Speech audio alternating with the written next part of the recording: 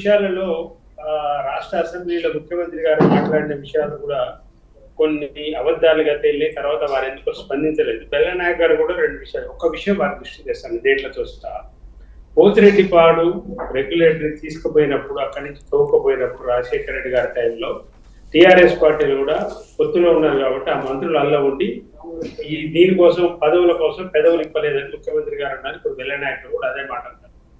దయచేసి బెల్లనాయక్ గారు మీరు డేట్లు మీరు ఇంత ముందు కూడా చెప్పిన దయచేసి పెన్ను పేపర్ ఉంటే మీరు రాసుకోండి. 5 జూన్ నాడు, జూన్ 5, 2005 నాడు రాష్ట్ర మంత్రులంతా రాజీనామా చేసినారు. 5 మంత్రులు చేసినారు. నరసింహారెడ్డి గారు మాట్లాడేది సార్. నాయక్ గారు ఒక్కొక్కసారి నేను చాలా అవకాశం ఇచ్చాను. బెల్లయ్య గారు సహకరించి పంపించండి ఆయన తెలుసా మీకు? బెల్లయ్య గారు నేను చాలా అవకాశం ఇచ్చాను. బెల్లయ్య గారు మీకు చాలా అవకాశం ఇచ్చాను. ఒక్కసారి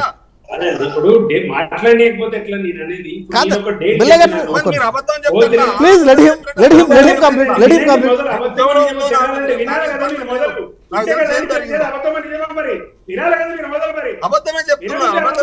ఆగండి సార్, ఆగండి.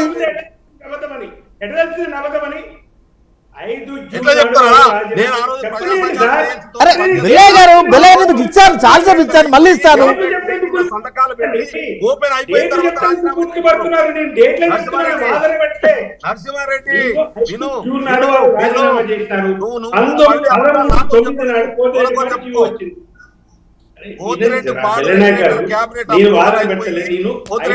రాజశేఖర రెడ్డి గారు కొబ్బరికాయ కొట్టిన తర్వాత ఇక్కడ ప్రజా ఉద్యమం మొదలయ్యి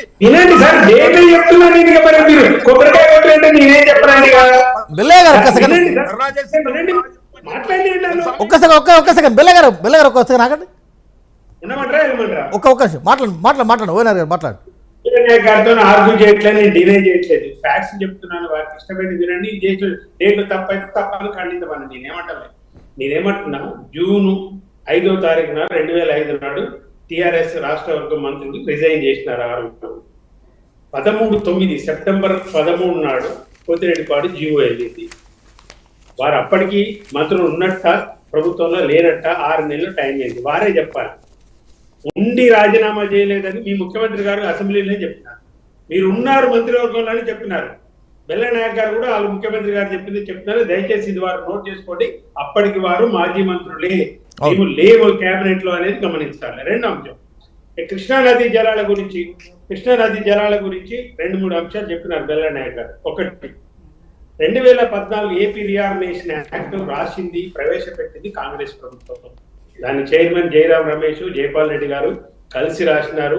విద్యుత్ వినియోగం టైంలో జనాభా లెక్కల ప్రకారం కాకుండా వాడకాన్ని బట్టి చేసినారు. మా జయపాల్ రెడ్డి గారు చాలా గొప్పగా చేసినారు. మీరు కూడా చెప్పినారు, మేము కూడా ఒప్పుకున్నాం. దానికి ఆ బిల్లు పెట్టింది వాళ్ళు, బెల్లనాయక్ గారు. మేము కాదు పెట్టింది ఆ బిల్లు, కాంగ్రెస్ పార్టీ పెట్టింది. దాంట్లోనే 299, 512 దాంట్లో ఉంది. ఇది 2015-16 కోసం ఒక సింపుల్ ఒక వాటర్ ఇయర్ కోసము తాత్కాలికంగా చేసుకున్న అడ్జస్ట్మెంట్ మాత్రమే. దాంట్లో లాస్ట్ పేరాలో క్లియర్ గా రాసు, ఈ 2 పార్టీలు ఆంధ్రప్రదేశ్ కానీ తెలంగాణ కానీ ఈ నిర్ణయాన్ని, ఈ తాత్కాలిక ఒప్పందాన్ని ఏ కోర్టుల ముందు కానీ, ట్రిబ్యునల్ ముందు కానీ, ఫోరంల ముందు కానీ ఉంచడానికి వీల్లేదని క్లియర్ గా రాసింది. అప్పటి నుంచి జూలై 14 డేట్లతో సహా చెప్తున్నాను. జూలై 14, 2014 కూడా కేసీఆర్ గారికి ముఖ్య ప్రధానమంత్రి గారికి లెటర్ ఇచ్చినారు. జలశక్తి మంత్రి ఉమాభారతి గారికి లెటర్ ఇచ్చినారు. మా 4 రాష్ట్రాల మధ్య నీటి పంపకాలు చేయండి, కొత్త ట్రిబ్యునల్ వేస్తారా, ఉన్న ట్రిబ్యునల్లో మా అంశాన్ని యాడ్ చేస్తారని అప్పటి నుంచి 28 లెటర్లు రాసినాము. 1 ఇయర్ వరకే చట్టంలో ఉంది కాబట్టి 1 ఇయర్ ఎక్స్పైర్ కాకముందే 11 నెలలే సుప్రీంకోర్టులో కేసు వేసినాము. 1 ఇయర్ తర్వాత కేసు వేయడానికి వీల్లేదు కాబట్టి తేల్చమని, నీటి పంపకాలు తేల్చమన్నాము. 3వ అంశము, 2020 డిసెంబర్ బహుశా లేదు 2021 జనవరిలోనూ కేంద్ర ప్రభుత్వం నీటి పంపకాలు అలాట్మెంట్స్ జరగకుండానే బోర్డులను కేఆర్ఎన్బిని, జిఆర్ఎన్బిని చట్టంలో ఉందని చెప్పేసి జ్యూరిస్డిక్షన్ నిర్ణయిస్తూ నోటిఫై చేసినారు. దీన్ని తీవ్రంగా వ్యతిరేకించిన పార్టీ బీఆర్ఎస్ పార్టీ. కాంగ్రెస్ ఒక్క మాట మాట్లాడలేదు, వాళ్ళ ఎంపీలు ఒక్క మాట మాట్లాడలేదు. తీవ్రంగా వ్యతిరేకించిన, దాన్ని ఒప్పుకోలేదు. మేము దానికి సంబంధించి తీవ్ర వ్యతిరేకత చూసినాము.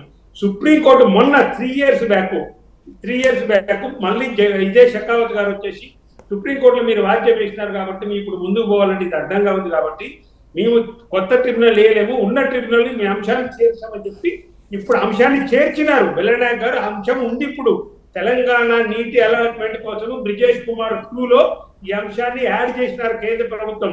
ఇప్పుడు దాన్ని వేగతరం చేసి శాశ్వతమైన అలాట్మెంట్ కాంగ్రెస్ పార్టీ అయినా కొట్లాడాలి, దానికి బీఆర్ఎస్ పార్టీ కూడా కలిసి వస్తుందని చెప్తున్నాను. ఇది కేసీఆర్ నల్గొండ మీటింగ్ అన్న తర్వాతనే కదా మీరు ఇవాళ అసెంబ్లీలో తీర్మానం చేసింది. లేకపోతే చేసేవారా మీరు? చేయరు. నీటి పంపకాల గురించి కేసీఆర్ కొట్లాడలేదు, కేసీఆర్ ఉద్యమంలో లేదంటే అది మీ విచక్షణకి వదిలేస్తాం. దాని గురించి నేను పెద్ద చర్చించేది ఏం లేదు. తెలంగాణ సమాజానికి తెలుసు. పుల్లారావు గారు ఒక మంటి మాట చెప్పినారు, మీరంతా కేసీఆర్ బదనాం చేయాలని చూస్తే కేసీఆర్ అది వన్నె తగ్గని బంగారం.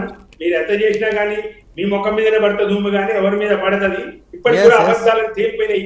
మీరు ముఖ్యమంత్రి గారి మొన్న మాట్లాడిన దాంట్లో క్లియర్ గా బయటపడ్డాడు కదా. ముఖ్యమంత్రి గారు క్లియర్ గా బయటపడ్డాడు చాలా విషయాలలో.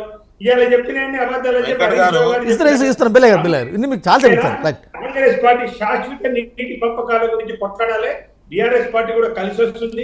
నరసింహారెడ్డి గారు ఒక చిన్న క్వశ్చన్, నరసింహారెడ్డి గారు చిన్న క్వశ్చన్. ఇప్పుడు కాంగ్రెస్ కానీ బీజేపీ కానీ ఓపెన్గా వారి వైపు నుంచి వచ్చిన క్వశ్చన్ ఏంటంటే, అసెంబ్లీకి రాకుండా మీరు నల్లగొండపై ఏం చెప్తారు?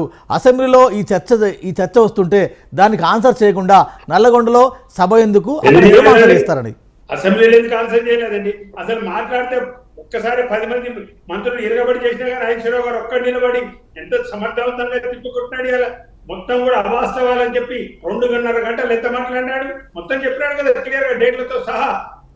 మేము ఒత్తిడి చేయబట్టే కదా ఇవాళ కేఆర్ఎంపీకి అప్పగించేది కాంగ్రెస్ పార్టీ. మా ఒత్తిడి ఫలితం కదా ఇవాళ అసెంబ్లీలో తీర్మానం చేసింది. మరి రైట్. ఆచార్య గారు నమస్కారం. వెంకట గారు, ఆచార్య గారు, బీజేపీ ఆచార్య గారు నమస్కారం అండి. ఎస్ విన్నారు. కాంగ్రెస్ బీఆర్ఎస్ నుంచి వర్షాలు విన్నారు. రేపు సీఎం బృందం, ఎమ్మెల్యేల బృందం మేడిగడ్డ పోతున్నారు, మేము రావట్లేదని మీరు చెప్తున్నారు. సో ఓవరాల్గా నల్లగొండ మేడిగడ్డ ఈ ఇద్దరి ఇష్యూని ఎట్లా చూస్తారు మీరు? ఇప్పుడు మేము వెళ్ళటం లేదనేది మా శాసనసభ సభ్యులు చెప్పడం జరిగింది. మా పార్టీ తీసుకున్నటువంటి నిర్ణయం ఉండొచ్చు. అయితే 2 విషయాలు ఇక్కడ. నల్లగొండల సభ జరగాలి, వాస్తవాలని ప్రజలకు చెప్పాల్సినటువంటి అవసరం. ఏదైతే శాసన సభ్యునిగా ఎన్నికైన తర్వాత ప్రమాణ స్వీకారం చేసి ప్రజలకు ఎక్కడ కూడా కలవకుండా ఏదైతే ఈరోజు నల్లగొండలో దర్శనం ఇచ్చేటువంటి మన మాజీ ముఖ్యమంత్రి గారు అక్కడ ఏం చెప్తాడో ప్రజలు దాన్ని గమనించాల్సినటువంటి అవసరం ఉంది. మేడిగడ్డకు వెళ్తున్నటువంటి ప్రస్తుత ముఖ్యమంత్రి మేడిగడ్డకు వెళ్ళి అక్కడ ఏమేమి అవినీతి అక్రమాలు అక్కడ జరిగినటువంటి విషయాలు బయటికి తీసుకొచ్చి ప్రజలకు చెప్పాల్సినటువంటి బాధ్యత ముఖ్యమంత్రి పైన ఉన్నది. పుల్లారావు గారిని ఒక విషయం అడగదలుచుకున్నాం. అంటే ఇవాళ కాంగ్రెస్ పార్టీ వచ్చిన తర్వాతనే పూర్తి హక్కులు కేంద్ర ప్రభుత్వానికి ఇచ్చి ఇవాళ కాంగ్రెస్ పార్టీ వైదొలిగినట్ట. ఒకవేళ కేంద్ర ప్రభుత్వానికి సరెండర్ చేసినంత మాత్రాన ఇప్పుడు పూర్తి హక్కులు కోల్పోయినట్ట. రెండవది ఏంటంటే రాష్ట్ర ప్రభుత్వం బీఆర్ఎస్ పార్టీ ఆనాడున్నటువంటి 10 సంవత్సరాల కాలంలో నిజంగా 5 సంవత్సరాలు మోడీ గారితో సఖ్యతతోటి ఉండి కేంద్రంతో అనేక విషయాలలో పర్మిషన్లు తెచ్చుకుని ఏదైతే అటు పాలమూరు లిఫ్ట్ ఇరిగేషన్ కానీ ఇటు